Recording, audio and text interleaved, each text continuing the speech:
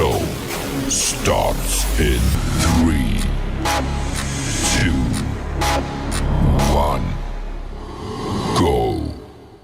Good morning, CaneSport. It's August 13th, 2021. I'm Gary Ferman, the publisher of CaneSport.com, joined as always by our managing editor, Matt Shodell, as we discuss the news of the day. And there was lightning all throughout South Florida last night, but the Miami Hurricanes were able to get practice in outdoors. Pretty much the entire practice was out on Green Tree Practice Field, and we were able to watch a nice chunk of it. And we bring you a ton of video. Most of it centered this time on the defensive backs, and we're trying to give you a variety. Each practice, one day you get a good look at the receivers, another day you get a good look at the linemen. Today, tried to give you a really good look at all the defensive backs. They were doing a lot of work with Coach T. Rob, and you get to watch a whole lot of it in our video that you could find on the website, CaneSport.com, and then also obviously on our YouTube channel as well. Just do us a favor. When you go to the YouTube channel, make sure you hit that subscribe button. That'll help us out a little bit. And of course, if you're not a CaneSport.com subscriber at the moment, we really, really would love to have you join our community. Means a lot to everybody. And we are offering new subscribers an 80% off special right now. You use the code Miami 2021 when you sign up, and you'll get your first year for $20.21. And I hope you think that's a heck of a deal and decide to come be a part of our CaneSport.com community this year. All that said, Matt, I said that we got to see a lot of the defensive backs last night. And the thing that just really stands out to me more than any one performer is just the coaching that's going on with Coach T. Rob. And I know we're a broken record, and probably sounds like we're sucking up to T. Rob or whatever because we mention him so much. But this guy is really making an impact in this program. I'm not going to say as much as any coach because I think Rhett Lashley has made an incredible impact on Miami football in the last year. But T. Rob has come in this year and is making a huge impact in recruiting, obviously, with the way they're doing with defensive backs, Matt. And we're seeing it in practice on the field with the way he's coaching the DBs. Yeah, it's very impressive. You hear him across the field when he's yelling at people, which sometimes you have to do. And what I really like about him, I feel like every rep, there's no such thing as a perfect rep, at this stage in camp. And every single rep, when you watch him closely, he's talking to every single kid after every single rep.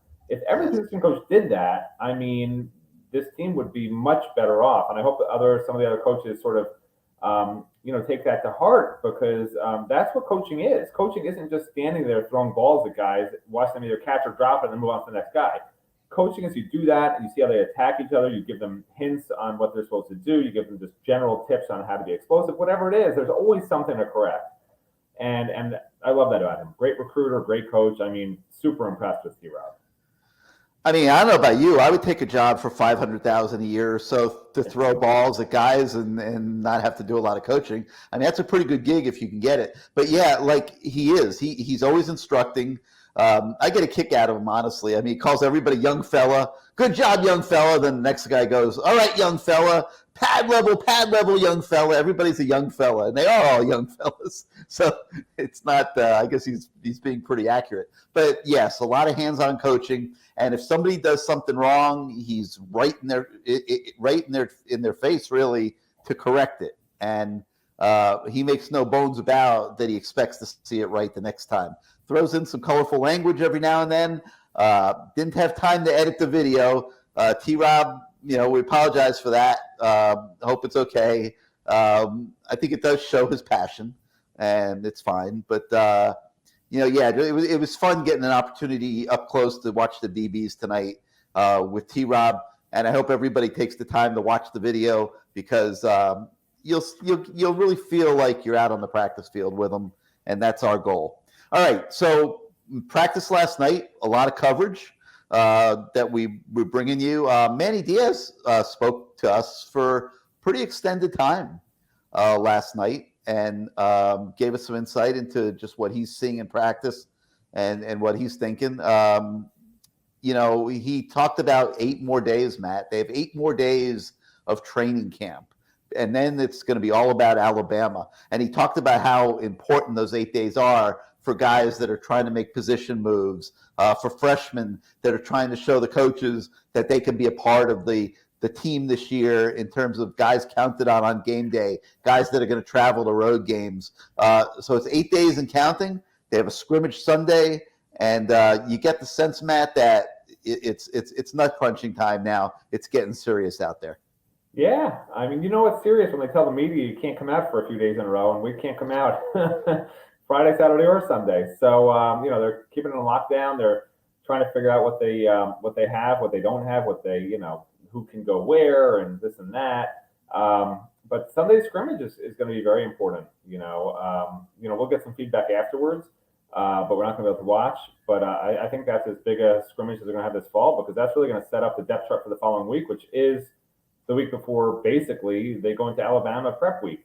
So huge scrimmage Sunday. All right, other stories today. You'll enjoy the Manny story. He talks about a lot of different subjects.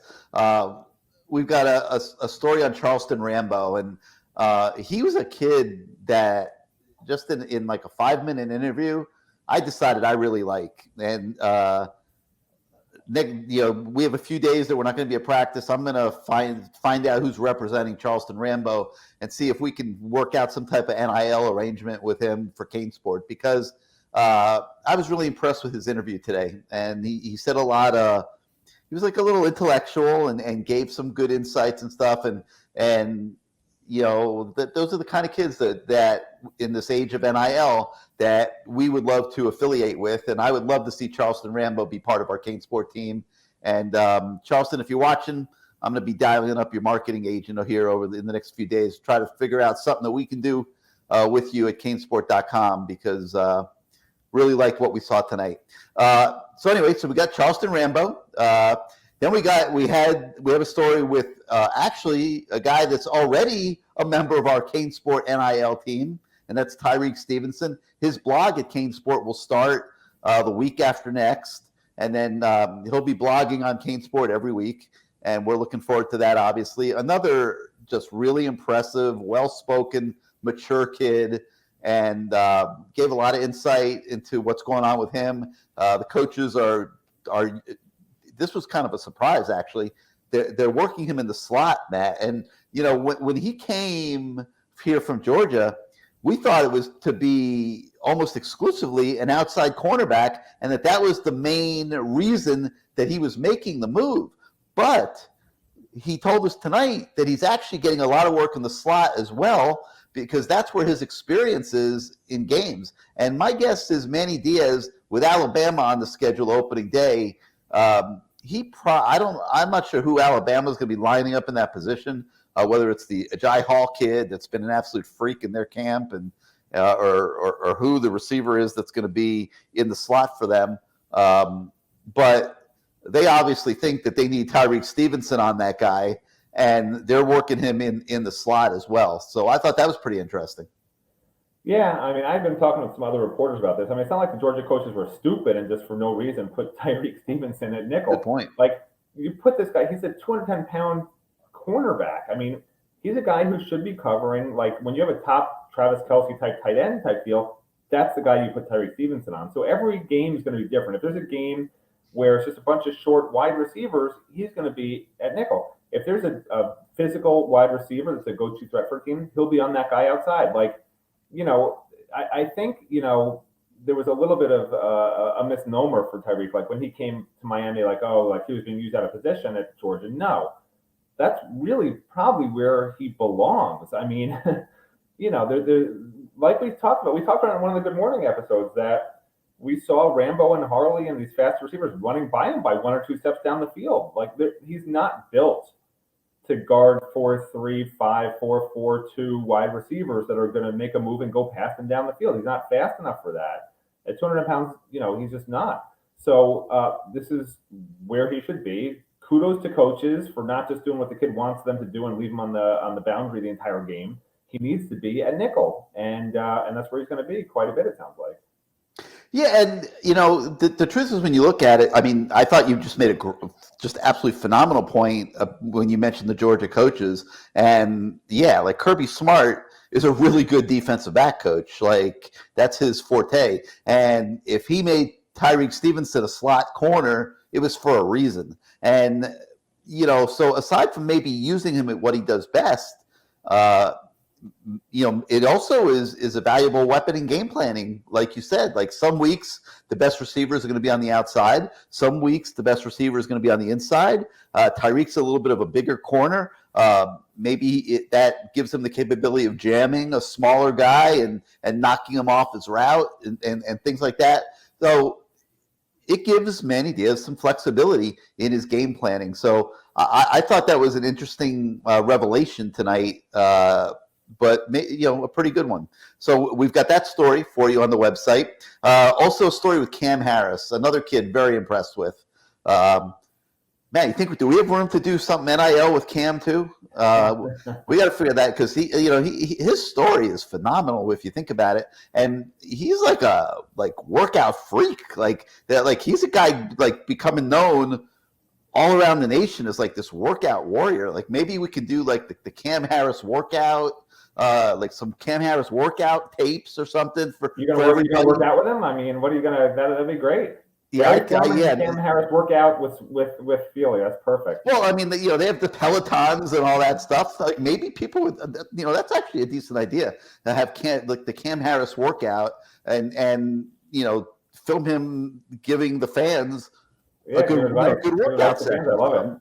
That's great. Maybe look into that one too. I like that one. But yeah, but he's being identified across the nation as like a freak, like an athletic freak. I mean, I never thought of Cam Harris like that, but if you think about it, he's strong as heck. He's chiseled to the max. He's fast. So it's nice to see him getting a little national pub in that regard. And he does look, Matt, in phenomenal condition. And I think that if Rhett Lashley is going to find that workhorse back that he's looking for, I got a feeling it's going to be Cam Harris. Your thoughts? Yeah, I mean, we already touched on this, but in a previous Good Morning episode, yeah, I think Cam Harris looks amazing. Like I said in the other one, before Fallsville started, I thought it would be Jalen Knight. Now I'm convinced it would be Cam Harris. I mean, Cam was held out yesterday in a red jersey, but he's going to be fine pretty quickly here. And I think he's the best. He's not a great pass blocker, but he's the best running threat they have in terms of being physical, fast. The guy who can do it all. He also can catch the ball. Notwithstanding pass protection, he's the best back on the roster from what I've seen. Yeah, I mean, and Jalen Knighton in his own way is just as good, but they're just different. And I think Knighton will complement Cam. He'll be able to come in the game when Cam needs a blow. But if you're looking for a guy that's going to carry it 15, 20 times, Cam Harris is the one that's built for that, not Jalen Knighton. And Don Chaney's not going to be ready for that at the start of the season. So it's getting to be pretty obvious that Cam is probably going to be the first back in the game. And if Lashley is serious about that role and he's going to commit to a back, it probably will be Cam. All right, a couple other stories on the website this morning. We're trying to give you guys a lot of variety, a lot of different stuff to read. The grind is on at CaneSport right now. We've got our 15 impactful player series going into day 2, and that's number 14, Gervin Hall. And I know right now, some of you guys out there, you're throwing things at your computer. Gervin Hall, one of the top 15 most impactful. But I'll tell you a couple things. A, it's not so easy to go real deep on that list, to be honest with you. If you're trying to identify guys that are going to be impactful players on the team this year, you're getting the number 15 and 14. It's not as easy as you think, and we went through that exercise at CaneSport. And if you do think it's easy and you are throwing things at your computer right now, what I would encourage you to do is go through the exercise yourself, and you will see that it is not so easy to come up with a top 15 list in that regard. So today we go to number 14, Gervin Hall. We started the series yesterday, and you'll be able to count it down with us here over the next couple weeks as we go all the way up into Alabama game week with that series.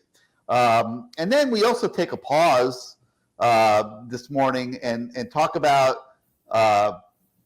week 1 of practice and what the keys are for Miami going into week 2, which starts tomorrow. They'll have a practice Friday, a practice Saturday, and then they're going to have a scrimmage on Sunday. Like we said, we will get reports on the scrimmage. We'll give you everything we can. We should get some stats, hopefully. We'll get some Manny Diaz comments, hopefully some other tidbits of information that we could pass along on Sunday night. And then Monday, I think the players will have off. It'll start a new week, and we'll be back out at practice when they begin anew on Tuesday. So that's what's coming up in the coming days. Probably won't see you again for a few days here with Good Morning CaneSport, but we will when we have something to report to you of substance. In the meantime, we will keep the content flowing all weekend, so make sure you stay glued to CaneSport.com, especially Sunday in the evening, hopefully, when we have those scrimmage reports. And for those of you in South Florida, try to stay dry. They got that tropical storm. I think they're calling it Fred, right, Matt? Fred? I think it's Tropical Storm Fred.